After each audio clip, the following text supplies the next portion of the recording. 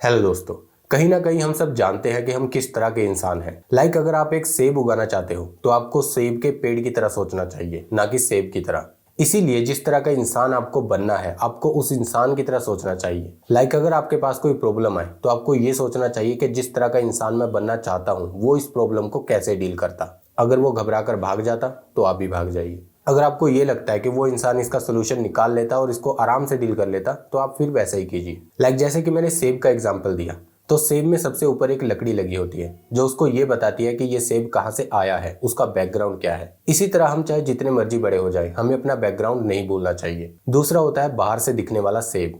ये रिप्रेजेंट करता है उसकी संगत को, उसके टीचर को, उसके मेंटर्स को। अगर सेब बाहर से दिखने में अच्छा होगा तो उसकी बढ़ी हुई कीमत को भी जस्टिफाई कर देगा और लोग महंगा सेब भी खरीद लेंगे। लेकिन अगर सेब दिखने में सड़ा गला हुआ हो तो लोग उसे फ्री में भी नहीं लेंगे। इसी तरह आपको भी अपनी संगत पर, अपने टीचर पर, अपने मेंटर्स पर बहुत ज्यादा फोकस करना चाहिए। वही आपकी पर्सनैलिटी को डेवलप करते हैं। अब आता है तीसरा और सबसे इम्पोर्टेंट पार्ट, उसका बीज। अब दिखने में तो ये छोटा सा बीज है, लेकिन अगर इस बीज को सही जगह बो दिया जाए तो ये एक पेड़ बन सकता है और दुनिया को हजारों सेब दे सकता है। और इस बीज से मैं आपको ये बताना चाह रहा हूँ कि यही आपकी इनर पर्सनैलिटी है। जितना अच्छा बीज होगा उतने अच्छे पेड़ लगेंगे, और जितनी अच्छी आपकी इनर पर्सनैलिटी होगी उतने ही आप सक्सेसफुल हो पाओगे। तो अब क्वेश्चन ये आता है कि हम सबके अंदर किस तरह का बीज है। मैं हमेशा से ये मानता हूँ कि हमारी लाइफ की रिस्पॉन्सिबिलिटी सिर्फ इतनी है कि हमें सिर्फ ये ढूंढना है कि हु वी आर, हम कौन हैं। इसके लिए सबसे पहला पॉइंट है accept and respect your nature.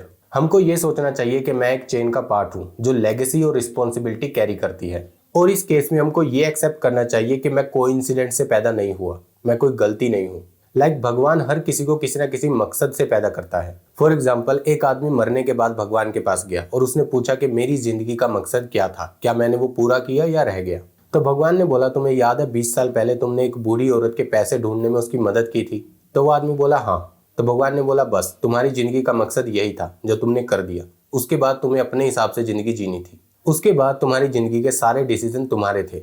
हम जैसे चाहें अपनी लाइफ को जी सकते हैं, और ये हमारा काम है कि हम ये ढूंढे कि हमें अपनी लाइफ को कैसे जीना है। लेकिन उससे पहले हमें अपने असली नेचर को एक्सेप्ट करना चाहिए और उसे रिस्पेक्ट करना चाहिए। दूसरा point, need to know your nature.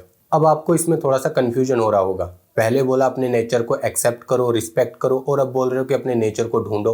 ये मैं इसलिए बोल रहा हूँ क्योंकि बहुत सारे लोगों को उनका असली नेचर पता ही नहीं होता। फॉर एग्जाम्पल, आपको पता है आप स्मार्ट हो, और लोगों के कंपैरिजन में आप स्मार्ट हो। अपने भाई के, अपनी बहन के कंपैरिजन में आप बहुत स्मार्ट हो।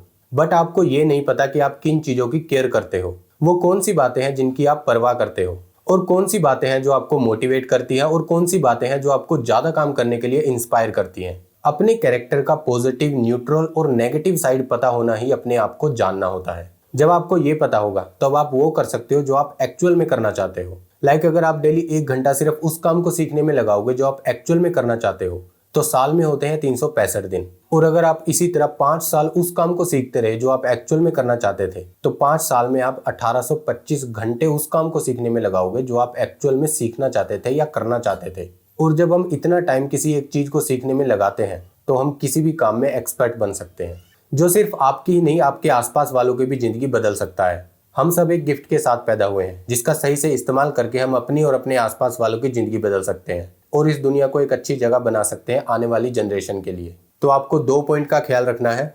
सबसे पहला, रिस्पेक्ट योर नेचर, और दूसरा, स्टार्ट वर्क फॉर इम्प्रूवमेंट। अगर आपको वीडियो अच्छी लगी तो वीडियो को लाइक कर दीजिए, शेयर कर दीजिए अपने फ्रेंड्स और फैमिली के साथ, और इस तरह की वीडियोस देखने के लिए प्लीज चैनल को सब्सक्राइब कर लीजिए। मिलते हैं नए टॉपिक के साथ। Take care.